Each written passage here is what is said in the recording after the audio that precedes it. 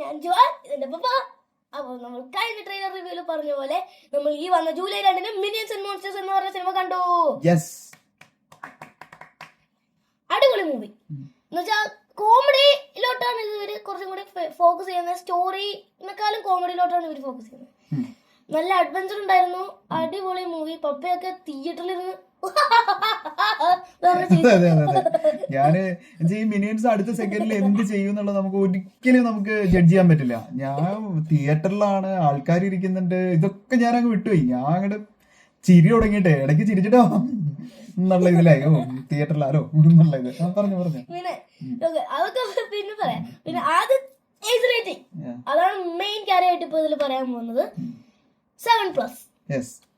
പക്ഷെ എനിക്ക് തോന്നുന്നത് ഏജ് റേറ്റിംഗ് വേണ്ട. എല്ലാവരും കാണാൻ പറ്റുന്ന ഒരു മൂവി ആയിട്ടാണ് എനിക്ക് തോന്നിയത്. ഇപ്പൊ 7+ ആണ്. അപ്പൊ അതിന് താഴെയുള്ള കുട്ടികളെ കാണിക്കാണ്ടിരിക്കുന്നതായിരിക്കും നല്ലത്. അപ്പം അടിപൊളി എന്ന് വെച്ചാ ഇപ്പൊ അഡ്വഞ്ചറിലോട്ട് നമുക്ക് കടക്കാം. ഇവര് മിനിയൻസ് എന്ന് വെച്ചാ വേൾഡ് തുടങ്ങിയപ്പോ തന്നെ ഉണ്ട്. സ്റ്റോൺ ഏജ്, മറ്റേ ഐസ് ഏജിന്റെ കാലഘട്ടത്തൊക്കെ, പിന്നെ world war, second world war, ഈജിപ്തില് പിന്നെ മറ്റേ മെഗലഡോൺ 3.6 മില്യൺ ഇയേഴ്സ് അഗോ അപ്പോഴുണ്ട്. ഡൈനോസറിന്റെ കാലഘട്ടത്തൊക്കെ ഉണ്ട് ഇവര്. അങ്ങനെ ഇങ്ങനെ അഡ്വഞ്ചർ ചെയ്ത് സഞ്ചരിച്ച് അവസാനം 1920s എത്തി.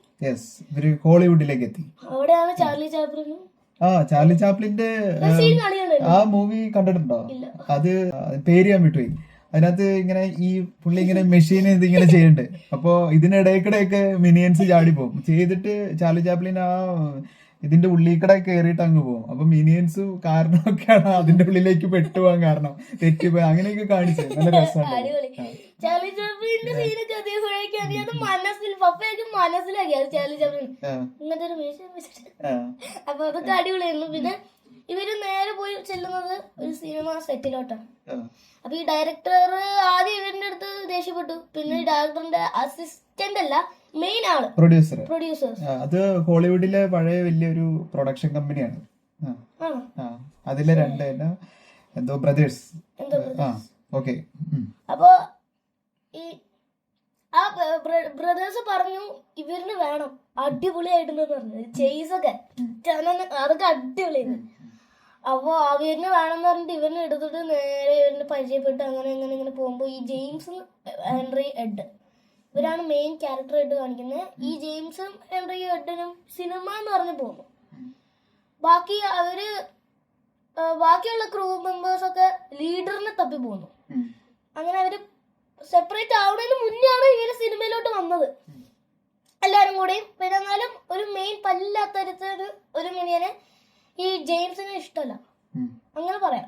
എന്ന് വെച്ചാൽ ജെയിംസ് സാറിനാണ് 2-3 ലീഡർ പോയതെന്നൊക്കെ പറഞ്ഞ് ജെയിംസിനെ ഇട്ട് ഇങ്ങനെ ആക്കി എന്താ പണിഷ് ചെയ്തില്ല. ജെയിംസിൽ നിന്ന് വിട്ടു അവരൊക്കെ. പക്ഷെ ഹെൻറി ബെഡും മാത്രമാണ് ജെയിംസിന് ടെക്നോളജിയുടെ ഇത് പറഞ്ഞോ? ഇല്ല, അത് പറയാൻ പോകുന്നു.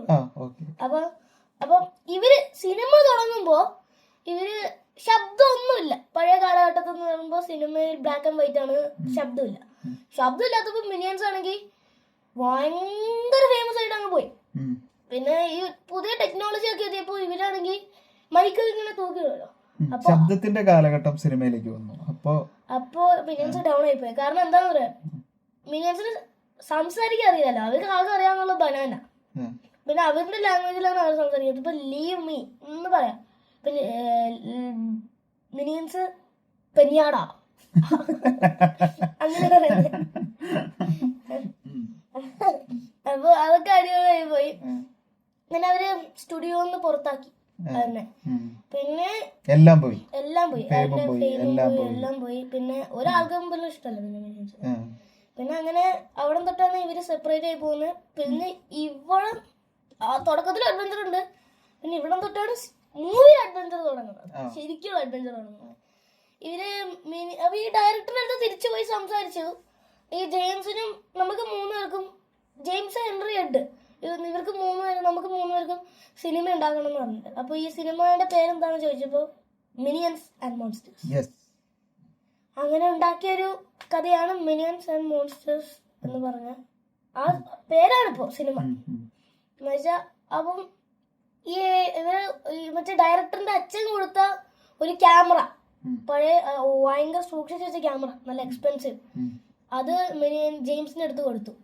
ഇനി നീയാണ് ഇത് നോക്കണ്ടേന്ന് പറഞ്ഞിട്ട് അത് കൊടുത്ത് ഇവര് ആ ക്യാമറ എടുത്ത് ബോട്ടിലോട്ടൊക്കെ പോയി പോയി പോയി പോയി ഒരു മോൺസ്റ്ററിനെയൊക്കെ സമൻ ചെയ്തു. പച്ച ഇവർക്കൊരു ബുക്കുണ്ട്, സ്പെൽ ബുക്ക്. അതിനകത്താണ് ഈ മോൺസ്റ്റർ. അത് ഏതൊരു കാലഘട്ടത്തിൽ നിന്ന് ഇവർക്ക് കിട്ടിയതാണ്. അത് വേറെ ഏതോ കാലഘട്ടത്തിൽ നിന്ന് കിട്ടിയത്. അത് അവര് കൂടെ കൊണ്ടുവന്നുണ്ടായി. ആ കൊണ്ടുവന്ന ടീമിന്റെ പേരെന്തായിരുന്നു? ഇൻഡ്യൂഷനുള്ള ഹെൻറി. ഹെൻറിയുടെ കയ്യിൽ ആ ബുക്ക് ഉണ്ട്. എഡിന്റെ കയ്യില് ആ ബുക്ക് എടുത്തു. എഡിനൊന്നും മനസ്സിലായില്ല. എഡാണെങ്കിൽ കയ്യുടെ ഇടയിൽ ഇങ്ങനെ കിടക്കൊണ്ടിരിക്കുക. ആ സമയത്ത് ആ വീട് മൊത്തം നശിപ്പിച്ചു. ഒരു വിച്ചല്ല, വിസാർഡ്. ഈ ഹാരി പോട്ടറിലൊക്കെ കണ്ടല്ലേ, ഹാരി പോട്ടർ എന്ന് പറയുമ്പോ ഒരു വിസാർഡാണ്. അത് ഈവൾ ബ്ലാക്ക് മാജിക് ഉപയോഗിക്കുന്നത് എന്ന് വെച്ചാൽ ഹാരി പോട്ടറിലെ മെയിൻ വില്ലൻ. അവനെ പോലത്തെ ഒരു സ്ഥലത്ത് മോൺസ്റ്ററിനെ സമയം ചെയ്തിട്ട് എല്ലാ ബിൽഡിങ്ങും നാളും മൊത്തം നശിപ്പിച്ചു കളഞ്ഞു. അപ്പൊ എഡാണെങ്കിൽ ഇങ്ങനെ കിടന്നോണ്ടിരിക്കുക.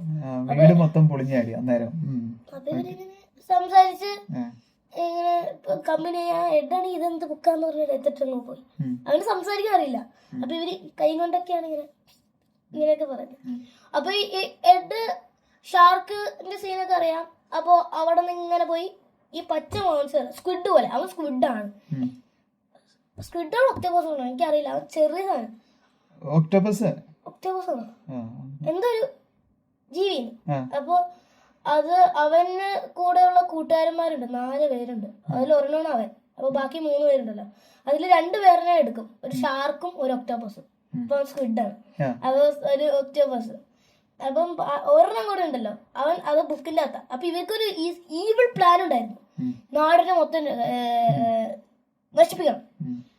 അതിന് വേണ്ടത് ഐറീൻ, കളർ ഓറഞ്ച്. അപ്പം അതൊക്കെ ഇങ്ങനെ കേട്ടു. ഹെൻറിക്ക് ആദ്യമേ ഒരു ഡൗട്ട് അടിച്ചു, എന്തോ ഒരു കള്ളത്തരം ഒപ്പിക്കേണ്ടി, ഇവര് മോൺസ്റ്റേഴ്സ് ആണ്, ഇവരെ ട്രസ്റ്റ് ചെയ്യാൻ പറ്റില്ല എന്ന് ഹെൻറി ജെയിംസിന്റെ അടുത്ത് പറഞ്ഞു. അതായത് സിനിമയ്ക്ക് വേണ്ടിയിട്ടാണെന്നൊക്കെ പറഞ്ഞ് ജെയിംസ് അങ്ങ് പോയി അവന്റെ കൂടെ. ഒരു കടലിൽ കൂടെ നീന്തി അങ്ങനെ ഈ സീക്രട്ട് പ്ലാൻ കേട്ടപ്പോ ജെയിംസ് പറഞ്ഞ് ഓടുമ്പോഴേക്കും കഥ കാണിച്ച് അവിടെ നിന്നാണ് കോടി. എന്റെ പോനാ പപ്പയൊക്കെ തിയേറ്ററിലാ സീനൊക്കെ എത്തുമ്പോ പപ്പയാണെങ്കിൽ എന്നിട്ട് തിയേറ്ററാണെന്നേ തോന്നില്ല. അങ്ങനെ എനിക്ക് പപ്പ ഉണ്ടായിരുന്നോന്നും തോന്നില്ല. ഞാനാണെങ്കിൽ മിനിയൻസിന്റെ വേൾഡിലോട്ട് അങ്ങ് പോയി. അതെ, മിനിയൻസിന്റെ എനർജി നമുക്ക് അങ്ങോട്ട് കേറിയിട്ടില്ല. നമ്മളങ്ങോട്ട് അവരുടെ കൂടെയാണ്, അതിൽ പെട്ടുപോകും. ഞാനും മിനിയൻസിന്റെ കൂടെ ഇങ്ങനെ ഓടുന്നു, എനിക്ക് എന്റെ മനസ്സിൽ തോന്നി അടിപൊളി. പിന്നെ മിനിയൻസ് ആണെങ്കിൽ ഇടിച്ച് പരത്തി കളയുന്നത്. അങ്ങനെ കോമഡിയാണ്. അങ്ങനെ വയലൻസ് എന്ന് പറയാൻ അങ്ങനെയല്ല, പിള്ളേർക്ക് പറ്റുന്ന രീതിയിലുള്ള കുറച്ച് എക്സ്പ്ലോഷൻ സാധനങ്ങളൊക്കെ ഉണ്ട്.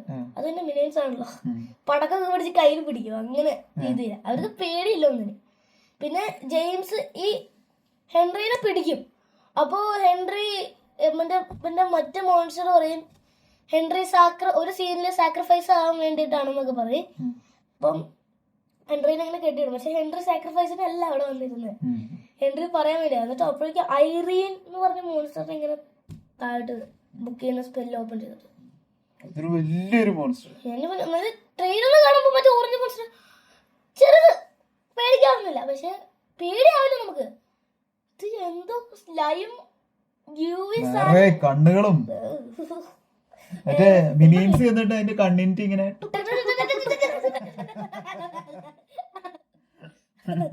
അതൊക്കെ അടിപൊളിയായിട്ടുണ്ടായിരുന്നു. ഇപ്പൊ ഞാൻ പറഞ്ഞില്ലേ കുറച്ചു പേര് സെപ്പറേറ്റ് ആയി പോയി, ഹെൻറിയും ജെയിംസും ആയിട്ട്. അപ്പൊ ഇവര് ജെയിംസ് ഹെൻറിന്റെ കൂടെ പോയി. അപ്പൊ ഇവര് സിനിമ എടുക്കാൻ പറ്റില്ലല്ലോ. അപ്പൊ എഡ് താഴെ നോക്കിയപ്പോ എഡ് സെറ്റിൽ അവിടെ ഉണ്ട്. താഴെ നോക്കിയപ്പോ ക്യാമറ എടുക്കുന്നു, അതെടുത്തു. അപ്പൊ നമുക്കൊന്നും മനസ്സിലാവുന്നില്ല അതെന്താ. ഒരു ചെറിയ ഡൗട്ട് അടിക്കും, ഒന്ന് സിനിമ എടുക്കാൻ പോകണോ എന്നെന്തോന്ന് അറിയില്ല. അപ്പൊ ഇവര്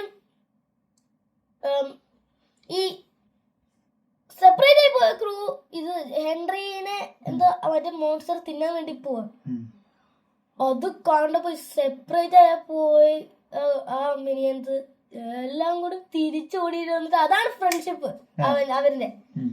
അവര് ഒരിക്കലും ആരിനെയും ബാക്കിലോട്ട് ആക്കില്ല. അവര് ഇടി കൂടും, പക്ഷെ എന്നാലും അവര് അവർക്ക് ഇഷ്ടമാണ്. അപ്പൊ ഈ ജെയിംസ് വണ്ടിയൊക്കെ എടുത്ത് അതിന്റെ അകത്തോട്ട് പോയിട്ട് ഇങ്ങനെ ലൈറ്റ് എന്തോ ഓഫായി പോയാ, ലൈറ്റ് ഓൺ ആയപ്പോ ഹെൻറി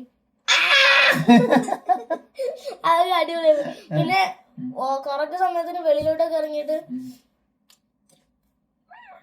അങ്ങനത്തെ സീനൊക്കെ ഉണ്ട്. മറ്റേ പട്ടാളക്കാരനെന്ന് പറഞ്ഞ് അവിടെയൊക്കെ ഉണ്ട്. പിന്നെ അവസാനം ഒരു സോർഗ് എന്ന് പറഞ്ഞ റോബോട്ട് ഉണ്ട്.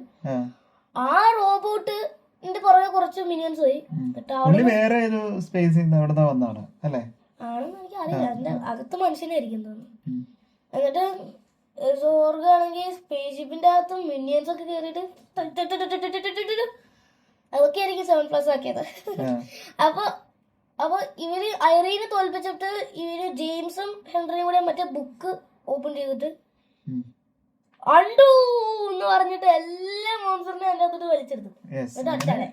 ലോകത്തിന്റെ രക്ഷപ്പെടുത്തി. അപ്പൊ ഇത് ജെയിംസിന്റെ ഒരു വിഷമം, സിനിമ ചെയ്തില്ലല്ലോ ഇനി എന്ത് ചെയ്യും എന്ന് പറഞ്ഞിരിക്കുന്നു. എഡ് ആണെങ്കിൽ ക്യാമറയും ഷൂട്ട് ചെയ്തുകൊണ്ട് ഇങ്ങനെ വന്നോണ്ടിരിക്കുന്നത്. അത് നമുക്ക് സന്തോഷമാവും. എന്താ അത്രയും ഹാർഡ് വർക്ക് ചെയ്തിട്ട് അതെല്ലാം കുളമായി പോയി എന്ന് പറയുമ്പോ അതെല്ലാവർക്കും വിഷമമല്ലോ. അപ്പോ ഇത് കൊറേ നാൾ എനിക്ക് ക്യാമറയെ കുറിച്ച് എന്താ ചെയ്യേണ്ടത്, അവര് വെള്ളത്തിൽ എന്തൊക്കെയോ മുക്കിയിട്ട് എന്തൊക്കെയോ ചെയ്യണ്ട്, അതൊന്നും എനിക്ക് അറിയില്ല ക്യാമറയെ കുറിച്ച്. പക്ഷെ അതൊക്കെ ചെയ്തിട്ട് കുറച്ച് മാസങ്ങൾ കഴിഞ്ഞപ്പോ ഇത് തിയേറ്ററിലങ്ങ് ഇറക്കി. ഇപ്പൊ ഈ ലോ ആയി പോയ ആർക്കും ഇഷ്ട ആവാണ്ട് പോയ മിനിയൻസ് അങ്ങ് പോയി. ശബ്ദം ഉണ്ട് അതിന്റെ അകത്ത്, പക്ഷെ എന്നാലും ശബ്ദം അവരുടെ ലാംഗ്വേജ് വെച്ചിട്ട് നോക്കുമ്പോ അതൊരു കോമഡി ആയിട്ട് പിന്നെ നാട്ടുകാർക്ക് തോന്നും. പിന്നെ അങ്ങനെയാണ് ഈ മിനിയൻസിന്റെ ഒരു സിനിമ റിലീസായി. അതിന് അവാർഡൊക്കെ കിട്ടി അല്ലേ? Banana award. ബനാന ഒരു മിനിയന്റെ കൈ ബനാന ഇങ്ങനെ പിടിച്ചിരുന്നു, അതിന്റെ ഒരു ട്രോഫി അതൊക്കെ കിട്ടി. ഭയങ്കര ഓസ്കാർ. അങ്ങനെ ജെയിംസ് ഫേമസ് ആയി. പിന്നെ മറ്റേ ഡയറക്ടറൊക്കെ അടിപൊളി. പിന്നെ മറ്റേ ബ്രോസ് പറഞ്ഞില്ലേ, ബ്രദേഴ്സ്, അവര് അടിപൊളി എന്നൊക്കെ പറഞ്ഞ് തിയേറ്റർ അടിപൊളി. എല്ലാവരും ഹാപ്പി ആവുന്നു. അങ്ങനെ ഹാപ്പി എൻഡിങ് ആയിട്ട് അല്ലേ? ഹാപ്പി എൻഡിങ് ആയിട്ട് ഇങ്ങനെ അപ്പൊ പിന്നെ എൻഡിങ് സീനില് കുറച്ചൊക്കെ ഇങ്ങനെ കോമഡി ഉണ്ട്. ഗ്രൂരൊക്കെ കാണിക്കും, നമ്മൾ പറഞ്ഞ പോലെ വല്ല റോളിൽ വരുന്നു. പിന്നെ അവിടെയൊക്കെ കാണിക്കുമ്പോഴേക്കും 90s അതൊക്കെ 2011-10 ആയിട്ടാണ് അത് കാണിക്കുന്നത്. അപ്പൊ അവിടെയും കുറെ കോമഡി ഉണ്ട്, അടിപൊളി രസമുണ്ട്. അപ്പൊ ഇതിപ്പോ സിനിമ ഇത്രയൊക്കെ ഉള്ളൂ. നമ്മള് ഫുൾ സ്റ്റോറി എക്സ്പ്ലെയിൻ ചെയ്തിട്ടുണ്ട്. അപ്പൊ എല്ലാരും കാണുക. പിന്നെ എനിക്ക് ഇതിൽ തോന്നിയെന്ന് വെച്ച് കഴിഞ്ഞാൽ ലോജിക്ക് നോക്കുകയും ചെയ്യരുത്. മിനിയൻസ് കാണാൻ വേണ്ടി പോവുകയാണെങ്കിൽ കുട്ടികൾക്കായിട്ട് ഞാൻ കണ്ടോണ്ടിരുന്നപ്പോൾ കൊച്ചിൻ്റെ അടുത്ത് കണ്ടു കഴിഞ്ഞ് കഴിഞ്ഞാൽ ഇറങ്ങിയപ്പോൾ ഞാൻ ചോദിച്ചു, ഇതിൽ കുറച്ച് സീൻ കുറച്ച് ഇങ്ങനെയൊക്കെ ആവാമായിരുന്നല്ലേ എന്ന് ചോദിച്ചപ്പോൾ പറഞ്ഞു, പപ്പ ഇത് കുട്ടികൾക്കുള്ളതല്ലേ, അപ്പൊ അങ്ങനെയൊന്നും പറയേണ്ട കാര്യമില്ല എന്ന് പറഞ്ഞു. അപ്പോഴാണ് ഞാൻ ചിന്തിച്ചത് ശരിയാണ്, ഞാൻ ഓവർ ലോജിക്കായിട്ട് അതിനെ കാണുന്ന ഒരു ഇതില് അങ്ങനെ നോക്കുമ്പോൾ ഇതില് കുറെ ഇങ്ങനെ ഉണ്ടായിരുന്നെങ്കിൽ അങ്ങനെ ഉണ്ടായിരുന്നെന്നൊക്കെ എനിക്ക് തോന്നി. പക്ഷെ അതെല്ലാം മാറ്റി വെച്ചിട്ട് അങ്ങ് ഇരിക്കുകയാണെങ്കിൽ പടം പടക്കം പൊട്ടണമെങ്കിൽ എന്ന് പറഞ്ഞ അങ്ങ് പൊക്കോളും. നമുക്ക് ഇങ്ങനെ പറഞ്ഞിങ്ങനെ ഇരിക്കാം. ആണല്ലേ? അങ്ങനെ തോന്നി. പക്ഷെ ലോജിക്ക് നോക്കാൻ പറ്റും, കാരണം ഇത് കുട്ടികൾ കാണുമ്പോ അവർക്ക് കണ്ടു ലോജിക് ഒന്നും നോക്കാല. ഞാനും അങ്ങനെ തന്നെയാണ്, ലോജിക് ഒന്നും നോക്കാറുണ്ട്. സിനിമ ഒന്നും കണ്ടു അവസാനം പപ്പേന്റെ അടുത്ത് സിനിമ ചോദിക്കും കഥ പറയുന്നതിനാണ്. അപ്പൊ അങ്ങനെ അപ്പൊ ലോജിക് ഒന്നും നോക്കാണ്ട് കണ്ടു വെക്കോ, അങ്ങനെ പറയാം. അപ്പം ഇത്രയൊക്കെ ഉള്ളൂ. എല്ലാരും കാണുക അല്ലേ? എല്ലാരും കാണുക, കണ്ട് ഹാപ്പി ആവുക. അപ്പോ make sure to like and subscribe and thank you.